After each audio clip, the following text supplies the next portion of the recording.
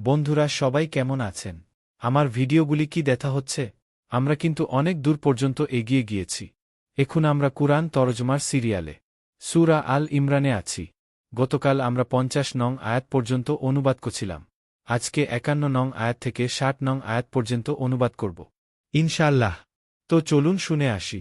৫১ নিশ্চয়ই আল্লাহ আমার পালনকর্তা এবং তোমাদেরও পালনকর্তা। অতএব তার ইবাদত করো, এটাই হলে সরল পথ। ৫২ অতঃপর ঈসা আলাইহিসসালাম যখন বনী ইসরাঈলের কুফরী সম্পর্কে উপলব্ধি করতে পারলেন, তখন বললেন, কারা আছে আল্লাহর পথে আমাকে সাহায্য করবে? হাওয়ারিগণ বললে, আমরা রয়েছি আল্লাহর পথে সাহায্যকারী। আমরা আল্লাহর প্রতি ঈমান এনেছি।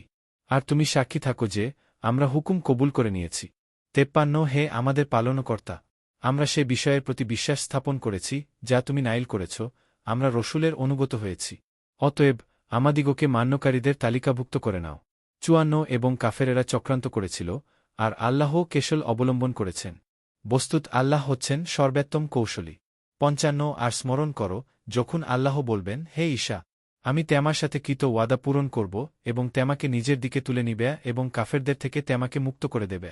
আর যারা তেমার অনুগত রয়েছে তাদেরকে কিয়ামতের দিন পর্যন্ত যারা অস্বীকৃতি জ্ঞাপন করে তাদের উপর জয়ী করে রাখবে। বস্তুত তেমাদের সবাইকে আমার কাছেই ফিরে আসতে হবে। তখন যে বিষয়ে তেমরা বিবাদ করতে, আমি তেমাদের মধ্যে তার ফয়সালা করে দেবে। ৫৬ অতএব যারা কাফের হয়েছে তাদেরকে আমি কঠিন শাস্তি দেবে দুনিয়া ও আখেরাতে, তাদের কেন সাহায্যকারী নেই? ৫৭ আপক্ষান্তরে যারা ঈমান এনেছে এবং সৎকাজ করেছে তাদের প্রাপ্য পরিপূর্ণভাবে দেয়া হবে। আর আল্লাহ অত্যাচারীদেরকে ভালোবাসেন না। ৫৮ আমি তেমাদেরকে পড়ে শুনাই এ সমস্ত আয়াত এবং জ্ঞানগর্ভ বাণী। ৫৯ নিঃসন্দেহে আল্লাহর নিকট ঈসার দৃষ্টান্ত হচ্ছে আদমেরই মতে। তাকে মাটি দিয়ে তৈরি করেছিলেন এবং তারপর তাকে বলেছিলেন হয়ে যাও, সঙ্গে সঙ্গে হয়ে গেলেন। ৬০ যাতে আমার পালনকর্তা বলেন তাই হচ্ছে যথার্থ সত্য। কাজেই তেমরা সংশয়বাদী হয়ে না।